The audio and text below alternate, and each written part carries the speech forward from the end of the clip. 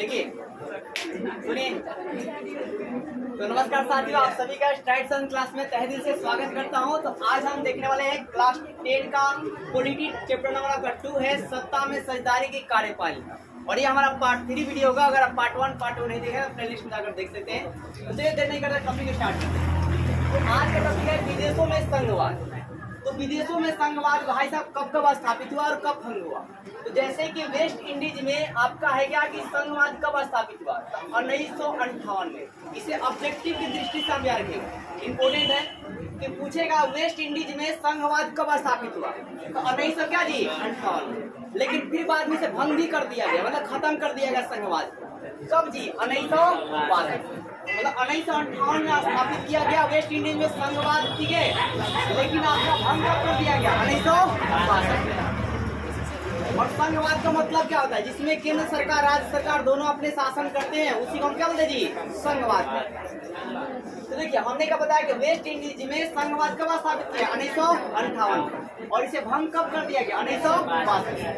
फिर आपका नाइजीरिया में संघवाद की स्थापना कब हुई? 1950। हमारे देश में संविधान का लागू कब हुआ जी? 1950। इसी डाटा से याद रखिएगा। फिर बात करते हैं 1989 में सोवियत संघ का क्या हुआ जी? विघटन। और सोवियत संघ का पूछा जाएगा कि प्रमुख कौन था। तो सोवियत संघ का प्रमुख कौन था जी? रूस। कौन था जी? रूस था। सोवियत संघ का प्रमुख कौन था जी? रूस था, याद रखिएगा।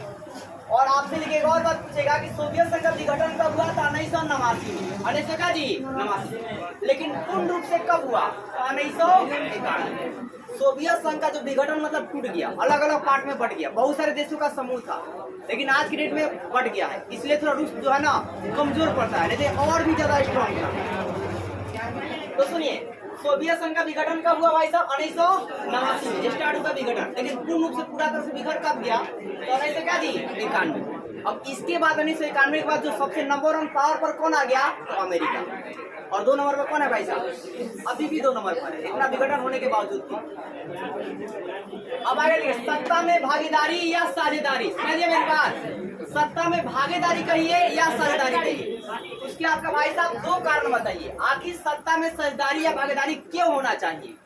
मतलब बार बार हम सत्ता में साझेदारी पढ़ते हैं, हमने बताया कि सत्ता में साझेदारी मतलब क्या होता है कि हर एक चीज, मान लीजिए सत्ता में साझेदारी का मतलब ये होता है कि किसी भी मतलब देश में अलग अलग धर्म के लोग हैं या अलग अलग आपके संप्रदाय के लोग हैं या अलग अलग जाति के लोग हैं, उन सभी को एक तरीके से देखना या एक तरीके से रूल को लागू करना, यही सत्ता में क्या जी? साझेदारी कहलाती है। अगर एक तरह का नियम कानून नहीं बनाते हैं तो उसे सत्ता में साझेदारी नहीं कहा जाएगा, और वैसे में हिंसात्मक घटना होती रहेगी और आपका देश जो पीछे जाता है। इसलिए सत्ता में साझेदारी या भागीदारी जरूरी है। यहाँ पर 2 कारण। पहला कारण देखिए, राजनीतिक व्यवस्था में अस्थायी, राजनीतिक व्यवस्था क्या जी? अस्थायी, परमानेंट चले, ये नहीं बार बार उसको किया जाए।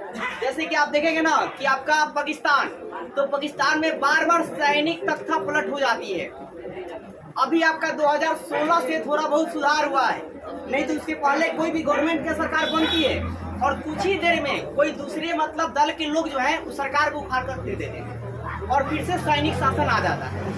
फिर मतलब वहाँ पर फिर कोई सरकार आती है, फिर बनती है और फिर से सैनिक शासन मतलब तख्ता पलट करते हैं, मतलब वहाँ से उनको उखाड़ कर फेंक देते हैं, उनको जेल में डाल देते हैं, ठीक है, और फिर से अपना शासन चलाना चालू कर देते हैं। इसीलिए साहब आपका है क्या, सत्ता में साझेदारी होना जरूरी है। मतलब मेन लीडर भी आपके काम करेंगे और साथ ही हमारी जनता है वो भी अपने राय देगी कि भैया कि हमको ये चीज चाहिए।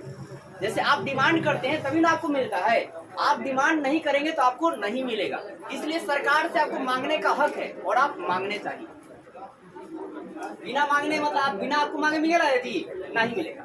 तो सुनिए, तो राजनीतिक व्यवस्था क्या होना चाहिए? अस्थायी होना चाहिए, मतलब परमानेंट और मजबूती के लिए। भागीदारी इसलिए हो कि राजनीतिक जो व्यवस्था हो क्या जी? अस्थायी हो और क्या जी? मजबूती। मतलब सब लोग जब राजनीति से जुड़ेंगे तो राजनीति हमारा क्या होगा? मजबूत होगा। लेकिन पॉजिटिव तरीके से जुड़ेंगे तभी जाकर मजबूत होगा, नेगेटिव तरीके से जुड़ेंगे तो मजबूत नहीं होगा और भी हिंसात्मक होगा। आपसी टकराव को कम करने के लिए लोग और भी क्या मतलब जुड़ेंगे, आपसी जो टकराव होगा जी कम हो जाए। मान के चलिए मतलब 2 दल हैं, एक आपका मतलब दूसरे दल के हैं और दूसरे दल के हैं, और वो जो आपस में मिलजुल कर आते हैं टकराव क्या होगा? नहीं होगा। और आपस में जब मिलजुल कर नहीं रहेंगे तो टकराव क्या होगा जी? ज्यादा होगा। और आजकल के जो राजनेता है मतलब अगर अलग अलग दो संप्रदाय के हैं तो दोनों ऐसे बयान देंगे अपने भाषण मंच पर आकर, दोनों में क्या जी टकराव हो जाए, और टकराव होगा तो वो नहीं लड़ेंगे बल्कि आम जनता ही लड़ जाए, उनका तो फायदा ही है। तो इसलिए यार रखिएगा, आपसी टकराव को कम करने के लिए हमको भागीदारी लेना है, आपको भागीदारी लेना है, ना कि और दूसरे ज्यादा करने के लिए। अब देखिए मतलब ये आप यार कि साझा भागीदारी के दो कारण हैं, एक आपका राजनीतिक व्यवस्था को अस्थायी और मजबूत करने के लिए, और दूसरा कारण आपका है टकराव को कम करने के लिए। बस अब आगे देखते हैं सत्ता के साझेदारी के रूप। तो कितने रुपए जी? 4। कितने रुपए? 4। पहला बात है सरकार के विभिन्न अंगों को बीच सत्ता का विभाजन होना चाहिए। जैसे मैंने शासन का प्रकार बता दिया था आपको, मतलब उसको विभिन्न अंगों में बांट दिया जाएगा, कोई न्यायपालिका काम करेगा, कोई विधायिका काम करेगा, ठीक है, कोई कार्यपालिका काम करेगा। जैसे मैंने बताया विधायिका जो है वो आपको नियम को बनाएगा, फिर जो कार्यपालिका है उसे लागू करेगा, फिर न्यायपालिका है जो नियम को नहीं मानेगा उसे क्या करेगा जी? सजा देगा। तो ऐसे उसको विभिन्न अंगों में बांट दिया गया। तो आएगा सरकार के विभिन्न अंगों के बीच सत्ता का विभाजन होना चाहिए। सत्ता मतलब राज चलाने का विभाजन होना चाहिए, बंटवारा होना चाहिए। दूसरी बात स्तरों का बंटवारा होना चाहिए, मतलब लेयर में बांट दीजिए कि हाँ इसका ये पद है, इसका ये पद है, ठीक है ना। उच्च वर्ग होता है ना, एक पीएम होता है, एक सीएम होता है, एमएलए होता है, एमपी होता है, ठीक है, वार्ड कमिश्नर होता है, चेयरमैन होता है, जिला परिषद होता है, ऐसे बांट दिया गया, कई स्तरों में बांटा गया। फिर समुदाय का विभाजन, समुदाय का नाम मतलब कोई आरजेडी है, कोई बीजेपी है, ठीक है ना, अलग अलग बांटा गया है। फिर आप कहेंगे गैर सरकारी संस्थाओं का विभाजन, जो अलग अलग पार्टियां भी बनाती हैं उनको भी क्या कर दिया जी? विभाजन कर दिया गया है। जैसे मतलब कोई मतलब शिव दल का है, कोई बजरंग दल का है, अलग अलग दल बनाते हैं, ठीक है, ये गैर सरकारी, ये सरकारी में नहीं आएंगे, लेकिन इनकी भी बातें मानी जाएगी। आप देखना कोई भी दल एक अगर आवाज उठाता है तो इसमें बहुत बड़ा पक्ष रहता है, और राजनेता इन्हीं की ज्यादातर मतलब क्या बोलते हैं पक्ष लेते हैं। किसी मेन लीडर को चुन लेंगे और किसी को थोड़ा बहुत पैसा वैसा दे देंगे और सारे को बोलेंगे कि अपने पक्ष में आइए।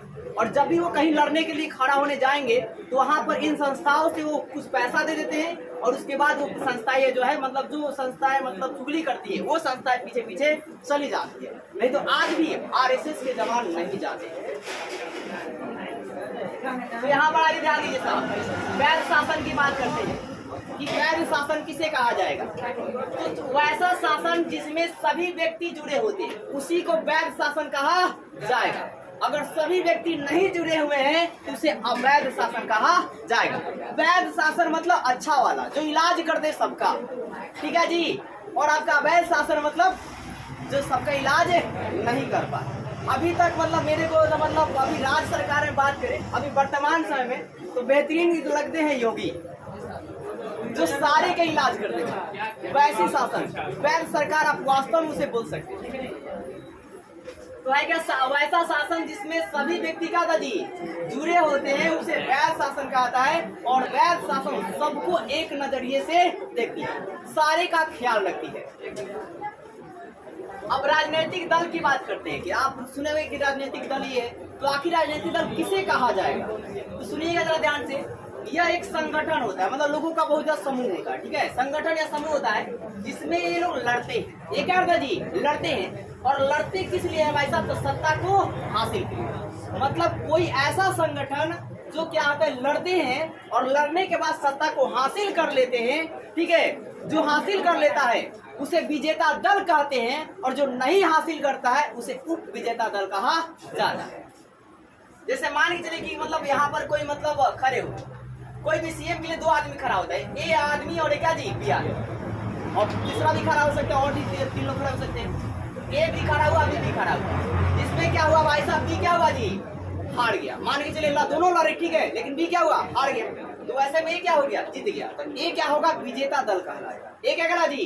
विजेता दल कहलाएगा। और बी क्या कहलाएगा? उप विजेता दल कहलाएगा। यकीन मानिए कि जो एक विजेता दल है जितनी इसकी भागीदारी है उससे थोड़ी ही कम उप विजेता दल की भागीदारी रहेगी। बार बार कोई सवाल उठाएगा, कोई काम करेगा तो उप विजेता दल ही रहेगा। मतलब बार बार सवाल पूछने का भी हक इसी के पास है।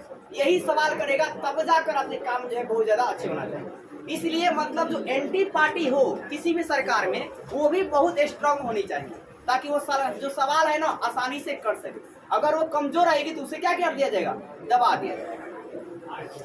तो राजनीतिक दल किसे कहते हैं कि एक वैसा संगठन जो लड़ती है और लड़ने के बाद सत्ता हासिल कर लेती है, तो उसे राजनीतिक दल कहा जाता है। यह दो प्रकार की होती है, एक विजेता दल और एक क्या जी, उप विजेता दल। जो लड़ने के बाद सत्ता हासिल कर ली है उसे विजेता दल कहेंगे, और जो लड़ने के बाद सत्ता हासिल नहीं कर पाई है, चूक गई है, उसे कहा जाएगा उप विजेता दल। और उप विजेता दल अपने कामों को विजेता दलों के पास रखती है कि मुझे ये काम आपसे करवाने हैं। अब देखिए गठबंधन की राजनीति की बात करते हैं। गठबंधन की राजनीति, तो देखिए आपने सुना होगा कि मतलब न्यूज़ पर कि कई बार ये सरकार ने गठबंधन किया और इस पार्टी में आ गया और उसके बाद उसने चुनाव लड़ा। जैसे कि हमारे श्री नीतीश कुमार, हाँ मतलब उन्होंने पहले जो चुनाव मतलब लड़े थे, मतलब जो भी जीते थे वो बीजेपी से थे, लेकिन उन्होंने गठबंधन महागठबंधन की सरकार को अपनी नीति को अपनाया और उसके बाद क्या जी भाई साहब, आरजेडी में आ गए। किसमें आ गए, आरजेडी। तो इसलिए उनको मतलब कई लोग बोलते हैं पलटू चाचा। तो आप देखो भाई साहब, गठबंधन राजनीति किसे कहा जाए, जब पार्टियां क्या है, दो या दो से अधिक, दो या क्या जी, दो से अधिक दलों से मिलकर लड़ती है, दो या दो से अधिक दल बना लेती है और उसके बाद लड़ना चालू करती है, तो उसी को गठबंधन की राजनीति कहा जाता है।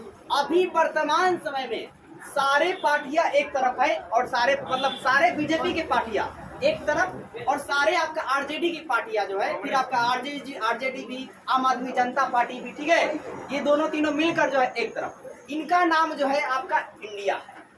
इंडिया क्या जी, इंडिया। अब इसको भारत कर दिया गया है, तो वो अलग चीज है, ये अलग चीज है, ठीक है। अब इस पार्टी में इसका नाम इंडिया ही है, ठीक है, यहाँ पर ख्याल रखिएगा। तो है क्या इस पार्टी का जी इंडिया, इंडिया किस पार्टी का नाम है, जिसमें आरजेडी है और आम आदमी क्या जी, जनता पार्टी। और आप ऐसे मतलब ध्यान दीजिए, और दूसरा का नाम क्या जी, बीजेपी की जो पार्टी है, जो आपका बीजेपी की पार्टी है क्या जी, ध्यान दीजिए, वो क्या है साहब, एनडीए। और जो आपका आरजेडी की पार्टी है और आम आदमी जनता पार्टी है, वो क्या है जी आपका इंडिया। अभी बिहार में जो शिक्षा के सुधार की नीति को आपने देख रहा होगा, वो किससे सलाह लिए होंगे, तो आम आदमी जनता पार्टी से, तभी जाकर उनके ऐसे दिमाग में आया है, नहीं तो नहीं आता। लेकिन हम तो कहते हैं कि आम आदमी जनता पार्टी की तरह अगर पूरी की पूरी आरजेडी अगर बन गई ना, यकीन मानिए पूरा देश में आरजेडी का राज होगा। अब आगे देखिए साहब, गठबंधन की सरकार को देखते हैं कि गठबंधन की सरकार किसे कहा जाए, तो वैसा ही है गठबंधन की राजनीति। इसमें क्या है कि जब दो या दो से अधिक पार्टियां दलें मिलकर लड़ती है, तो उसे गठबंधन की राजनीति कहेंगे, लड़ेगी तो।